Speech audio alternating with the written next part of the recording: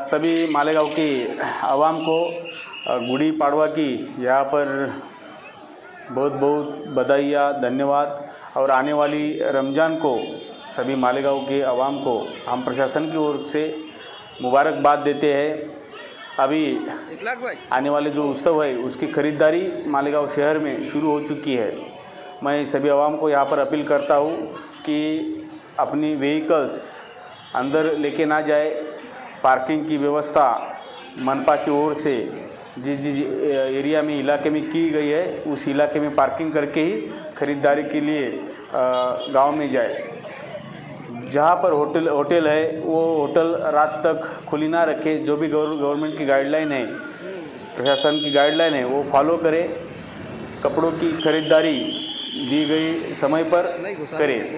अभी रोज़ा खोलने के लिए जो फ्रूट के स्टॉल लगाए जाएंगे वो जगह के अलॉटमेंट मनपा की ओर से दी जाएंगी। उसी जगह पे आप अपने फ्रूट की गाड़ियाँ, खाने की गाड़ियाँ लगाए। सभी आवाम को एक बार फिर से मैं बधाई और मुबारकबाद देता हूँ। कृपया आने वाले समय में जो गाइडलाइन दी जाएंगी उस हिसाब से आप लोग ताउन करें। शुक्रिया। आज यहाँ पर पुलिस की तरफ से रूट मार्च का आयोजन किया था, निकाला गया था।